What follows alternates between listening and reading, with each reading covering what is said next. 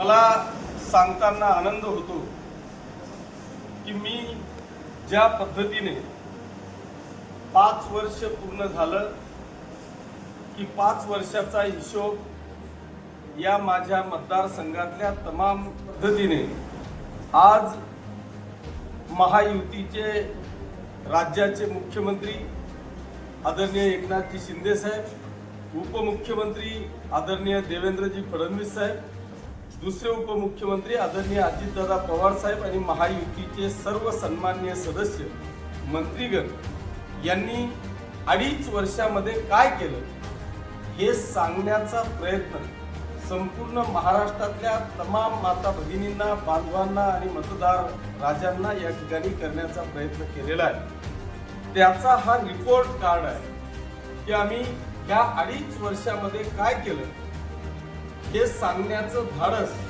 मला वाटतं महायुतीच्या आमच्या सर्व सन्माननीय सदस्यांनी केलं।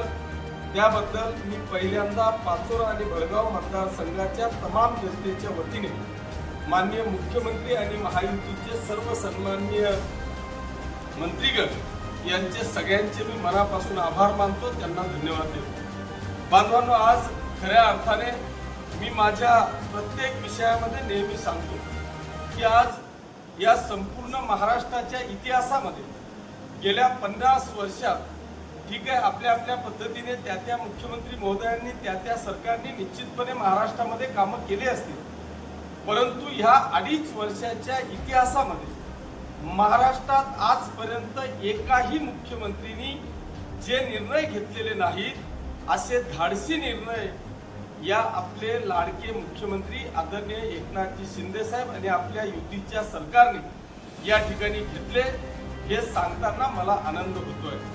आज जर का तुम्ही पाहिलं तर एक घटक नाही, या महाराष्ट्रातले जेवढेही 12 बलुतेदार घटक असतील, 12 बलुतेदार असतील, या प्रत्येक समाजाला महामंडळ देण्याचा निर्णय खऱ्या अर्थाने आपल्या राज्य सरकारने, युतीच्या सरकारने घेतला। आज जर तुम्ही पाहिलं तर खऱ्या अर्थाने नारी शक्तीचा सन्मान करण्याचा जो काही निर्णय आपल्या या युतीच्या सरकारने घेतला, अगदी जन्माला आल्यापासून तर आमच्या शेवटच्या प्रवासापर्यंतची सगळी सुविधा देण्याचा प्रयत्न आपल्या युतीच्या सरकारने केला।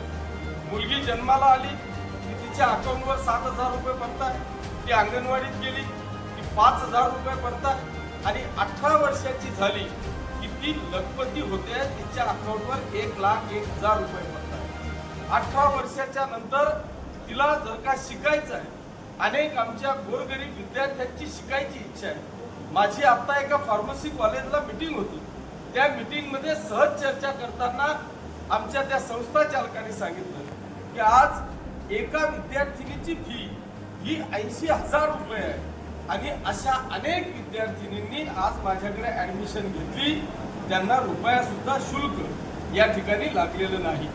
याचा अर्थ असा आहे की आतापर्यंत जर का विद्यार्थिनीला शिकायचं असेल तर तिच्या आई वडिलांची परिस्थितीचा पहिल्यांदा तिला तपास करावा लागेल, पण आज माझ्या लाडक्या बहिणीला, त्या विद्यार्थिनीला जर का इच्छा असेल तर तिला परिस्थितीचा आता विचार करण्याची आवश्यकता नाही, ती डायरेक्ट जी इच्छा असेल ते शिक्षण घेऊ शकते।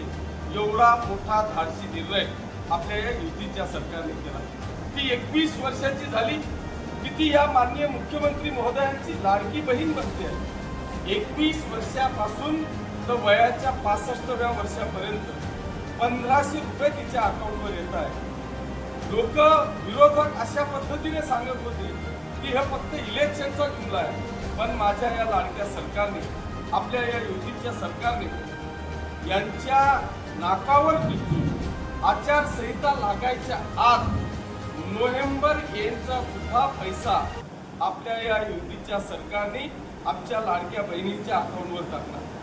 तिचा वयाच्या 60-65 वर्षाची झाली की संजय गांधी आणि श्रावणबाळची योजना आमच्याकडे आहे, म्हणजे ती शेवटच्या प्रवासापर्यंत ती योजना आपली लागू आहे। याच्यावर थांबले नाही तर प्रत्येक या महाराष्ट्रातल्या प्रत्येक भगिनीला जी खऱ्या अर्थाने काळाची गरज आहे ती म्हणजे सिलेंडरची। प्रत्येक वर्षी प्रत्येक कुटुंबामध्ये 3 सिलेंडर देण्याचा निर्णय आपल्या युतीच्या सरकारने घेतला। एवढ्यावर थांबले नाही तर आपण अनेक गोरगरीब कुटुंबांना त्यांनाही वाटतं की रामाच्या दर्शनासाठी मी देखील अयोध्येला जावं, महालक्ष्मीच्या दर्शनासाठी मी देखील कोल्हापूरला जावं, परंतु आर्थिक परिस्थिती नाही, म्हणून माझे गोरगरीब कुटुंब या अयोध्या किंवा तीर्थक्षेत्राला जाऊ शकत नाही. म्हणून प्रत्येक कुटुंबाला 30,000 रुपये तीर्थक्षेत्रासाठी या ठिकाणी जाहीर केले. जळगाव जिल्ह्याचा जर का आपण विचार केला तर मागच्या आठवड्याला 1,000 आमच्या माता भगिनी या अयोध्येला गेल्या. मी आपल्या सगळ्यांच्या माहिती करता सांगतो, तुम्ही अनेक आमच्या आजींनी त्यांचं स्टेटमेंट जर का आपण पाहिलं तर अशी आता माझा एक मेळावा होता आणि त्या मेळाव्यामध्ये एक आजी आली की सहज बोलताना बोलली की मला माझ्या आई वडिलांच्या काळात मला अयोध्येला जाता आलं नाही, माझ्या सासू सासऱ्याच्या काळात मला अयोध्येला जाता आलं नाही, पण माझ्या लाडका दादा एकनाथ शिंदे साहेबांनी मला अयोध्येला पाठवलं, याचा मला सार्थ अभिमान आहे. अशा कौतुक करणारे अनेक कुटुंब आपल्याला या संपूर्ण महाराष्ट्रामध्ये या ठिकाणी पाहायला मिळतील. आणि म्हणून मी निश्चितपणे या संपूर्ण मतदारसंघाच्या वतीने माननीय मुख्यमंत्री एकनाथजी शिंदे साहेब आणि आपल्या या महायुतीचे माझ्या मतदारसंघाकडून मनापासून आभार मानेल, त्यांना धन्यवाद देईल की खऱ्या अर्थाने आतापर्यंत अनेक राज्यांमध्ये 1,500 रुपये महिना कदाचित चालू केलेला असेल, पण खऱ्या अर्थाने जन्मापासून तर शेवटच्या प्रवासापर्यंतचा खरा सन्मान जर कोणी केला असेल आमच्या नारी शक्तीचा तर तो माननीय मुख्यमंत्री एकनाथजी शिंदे साहेब आणि आपल्या युतीच्या सरकारने केला. मग याच्यानंतर अनेक विरोधक बोलायला लागले की आज नारीचा सन्मान केला, लाडकी बहिणीला तुम्ही पैसा देताय, मग लाडक्या भावाचं काय? पण त्यांना पूर्ण होत नाही तोपर्यंत त्या लाडक्या भावाचा सन्मान माननीय मुख्यमंत्री महोदयांनी केला. त्यांनी पाहिलं की या संपूर्ण राज्यामध्ये अनेक बेरोजगार की जो ग्रॅज्युएट आहे, डबल ग्रॅज्युएट आहे, अनेक प्रकारची डिप्लोमा डिग्री त्यांनी घेतलेली आहे, परंतु तो बेरोजगार म्हणून फिरतोय. मला आज सांगताना अभिमान वाटतो की या राज्यातल्या 10 लाख तरुणांना 6,000 आणि 10,000 रुपये महिन्याप्रमाणे 6 महिन्याची इंटर्नशिप त्यांना दिली. मला खात्री आहे की ह्या 2 योजना जर का आपल्याला कायमस्वरूपी टिकवायच्या असतील, एक नारी शक्तीचा सन्मान आणि दुसरा ह्या युवा तरुणांना दिलेला रोजगार, हा जर का आपल्याला कायमस्वरूपी टिकवायचा असेल, किंबहुना याच्यात वाढ करायची असेल, 6 महिन्याकरता दिलेली इंटर्नशिप आपल्याला जर का परमनंट करायची असेल, तर मला वाटतं येणाऱ्या काळामध्ये माननीय मुख्यमंत्री एकनाथजी शिंदे साहेब आणि युतीच्या सरकारशिवाय आपल्याला या महाराष्ट्राला पर्याय नाही. म्हणून मी निश्चितपणे राज्य सरकारचे मनापासून आभार मानत असताना ज्या काही अशा अनेक गोष्टी आपल्या या सरकारने केल्या, मग सांगितलं गेलं की आमच्या शेतकरी बांधवांसाठी काय केलं. आणि या शेतकरी बांधवांसाठी एक ऐतिहासिक निर्णय घेतला.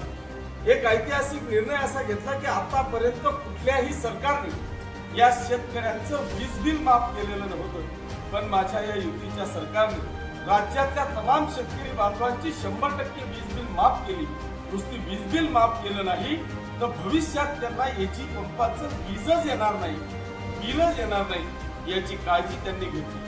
आज बऱ्याचदा असं होतं की तुम्ही पूर्ण मतदारसंघात फिरल्यानंतर अनेक आमचे शेतकरी बांधव आहेत की त्याला रात्री बेरात्री शेतात जावं लागतं, लाईट जी आहे ती हुलचुका देते आहे, आणि म्हणून नेमकं काय केलं पाहिजे. तर आज मला सांगताना आनंद होतो की या संपूर्ण महाराष्ट्रातल्या तमाम शेतकरी बांधवांना सोलरच्या पंपासाठी तब्बल 90% सबसिडी देणारं हे राज्यातलं पहिलं सरकार असेल की 7.5 हाऊस पॉवरचा पंप जर का लावायचा असेल, त्याची किंमत जर का 4,40,000 रुपये असेल, तर तुम्ही फक्त 10% 40,000 रुपये भरा आणि 100% सोलर पंप लावा. रात्री तुम्हाला जाण्याची आवश्यकता भासणार नाही. अशा पद्धतीचं नियोजन दिवसा वीज देण्याच्या संदर्भामध्ये केलं. आज जर का तुम्ही पाहिलं तर पाचोरा आणि भडगाव तालुक्यामध्ये जवळपास 100 करोड रुपयाच्या पुढे पीक विमा आमच्या शेतकरी बांधवांना ऐन दिवाळीच्या काळामध्ये मिळाला. हा 100 करोड रुपये एका मतदारसंघात एकेका तालुक्यात का मिळाला, याचं कारण असं आहे की अनेक वर्षापासून आमचा शेतकरी बांधव पीक विमा काढत होता, परंतु अनेकदा असं व्हायचं की त्याचं नुकसान झालं, त्यावेळेस तो काढत नव्हता. जेव्हा नुकसान झालं झालं नाही तेव्हा काढायचा. त्याच्यामुळे अनेकदा शेतकरी हा संभ्रमात असायचा की कशा करता 5-10 हजार रुपये मी टाकून आणि पीक विमा घेऊ. त्याच्यामुळे तो विमापासून लांब राहायचा. परंतु आपल्या या युतीच्या सरकारने या महाराष्ट्राच्या इतिहासामध्ये असा पहिल्यांदा निर्णय घेतला की त्यांनी 100% शेतकऱ्यांच्या पीक विम्याची फी ही स्वतः राज्य सरकारने भरली आणि 1 रुपया नाममात्र फक्त त्या शेतकरी बांधवांनी रजिस्ट्रेशन करण्यासाठी जायला पाहिजे म्हणून 1 रुपया फी मला असं वाटतं की फक्त या ठिकाणी घेतली. आपण जर पाहिलं तर या महाराष्ट्रामध्ये अनेक आमचे 12 बलोतीदार समाज आहे की त्या समाजाने महामंडळ पाहिजे अशा पद्धतीची इच्छा व्यक्त केली. नुसती इच्छा व्यक्त केली नाही तर खऱ्या अर्थाने त्याला सत्यात उतरवण्याचं काम आपल्या या युतीच्या सरकारने केलं. या महाराष्ट्रातले 100% समाज यांच्याकरता आता महामंडळाची स्थापना करून प्रत्येक महामंडळाकरता मला वाटतं आर्थिक तरतूद सुद्धा त्या ठिकाणी केली गेलेली आहे. याच्या बरोबर असे अनेक विषय मला या ठिकाणी सांगता येतील की आपल्या या राज्य सरकारने आपल्या या युतीच्या सरकारने या 2.5 वर्षाच्या कार्यकाळामध्ये काय काय केलं. मला असं वाटतं की आजपर्यंत या महाराष्ट्रामध्ये एकमेव पहिला मुख्यमंत्री या महाराष्ट्राच्या इतिहासामध्ये आपल्याला पाहायला मिळाला असेल की त्यांनी या महाराष्ट्रातल्या मराठा बांधवांसाठी 10% आरक्षण देऊन या महाराष्ट्रातल्या कुठल्याही ओबीसी बांधवाला धक्का न लावता 10% आरक्षण तर दिलंच, ते हायकोर्टापर्यंत सुद्धा टिकवलेलं आहे. ते सुप्रीम कोर्टात सुद्धा टिकेल याच्याकरता 100% काळजी घेण्याचं काम मला असं वाटतं की आपलं हे राज्य सरकार आणि माननीय मुख्यमंत्री या राज्याचे मुख्यमंत्री या ठिकाणी करतायत. असे अनेक विकास कामं हे मी फक्त पूर्ण महाराष्ट्रातले सांगितले. तुम्ही जर पाहिलं तर माझा अनेकदा मी या ठिकाणी काम केलं. मी 2-3 हजार कोटी रुपयाचा लेखाजोखा सुद्धा आपल्याला त्या ठिकाणी दिला. पण बांधवांनो, हे काम कसं करायचं असतं किंवा जर का सरकारची दानत असेल तर कुठपर्यंत पैसा मिळू शकतो याचं उत्तम उदाहरण मी आपल्याला सांगेल की सकाळी 14 ऑक्टोबरला सकाळी 10 वाजता न्यूज आली की आज 3:30 वाजता निवडणूक आयोगाची पत्रकार परिषद आहे. मी ती पाहिलं आणि ती निवडणूक आयोगाची प्रेस पाहिल्यानंतर मी माझ्या पीएला सांगितलं की आपल्याला आज फास्ट गेलं पाहिजे. शेवटची ओव्हर आहे, आणखी काही दणका लागतो का, आणखी एखादी सिक्सर आपल्याला मारता येतो का, हा प्रयत्न आपण केला पाहिजे. बांधवांनो, तुमच्या सगळ्यांच्या माहिती करता सांगतो की आज 14 ऑक्टोबरला मी 11-12 वाजता मंत्रालयात गेलो आणि त्या मंत्रालयातून शेवटच्या ओव्हरच्या शेवटच्या बॉलला 10 करोड रुपयाचा सिक्स मी त्या ठिकाणी मारला.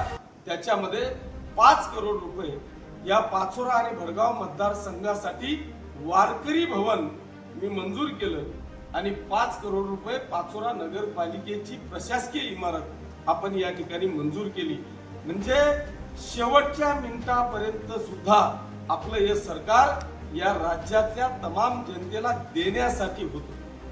त्याच्यामुळे असे अनेक ऐतिहासिक निर्णय आपल्या या राज्य सरकारने घेतलेले आहेत आणि म्हणून मी निश्चितपणे आपल्या सगळ्यांच्या माध्यमातून या आपल्या मतदारसंघाच्या तमाम जनतेच्या माध्यमातून या राज्याचे युतीच्या सरकारचे माननीय मुख्यमंत्री, दोघे उपमुख्यमंत्री आणि सर्वच माननीय मंत्रिमंडळ यांचे सगळ्यांचे मी मनापासून आभार मानतो.